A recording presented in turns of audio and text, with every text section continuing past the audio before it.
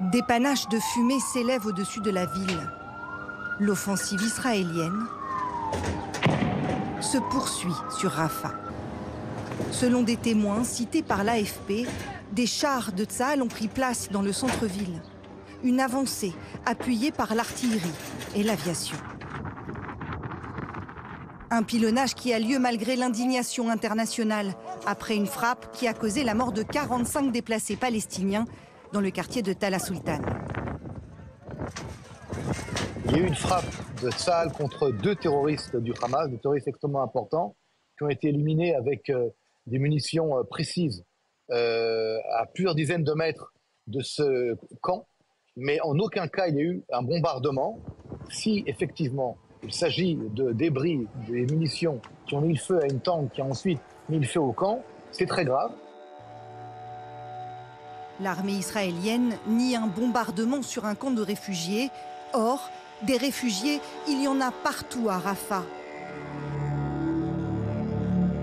La petite ville de 280 000 habitants accueille aujourd'hui près d'1,5 million de Palestiniens, soit plus de la moitié de la population de la bande de Gaza.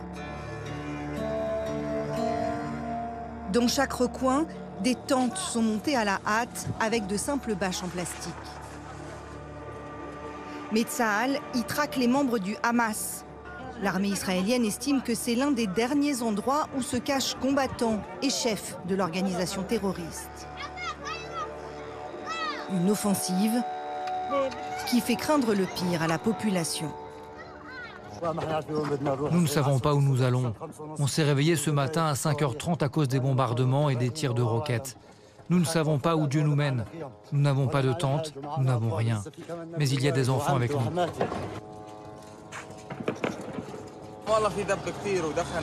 Il y a beaucoup d'attaques, de fumée et de poussière. C'est la mort envoyée par Dieu. Il frappe partout, on est fatigué. Rafah, c'est la dernière ville de la bande de Gaza, à l'extrême sud de l'enclave, collée à la frontière égyptienne. Alors, où aller maintenant ?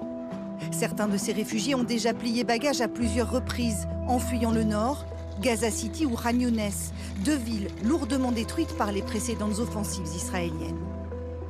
Une fois que l'offensive avance, les personnes se déplacent. Donc nous, ce dont on a réellement peur, encore une fois, en tant qu'acteur humanitaire, c'est de notre manque de capacité complet à répondre aux besoins de ces populations. Et aujourd'hui, c'est le cas. L'aide humanitaire arrive au compte-gouttes, via notamment ce ponton flottant au large de Gaza.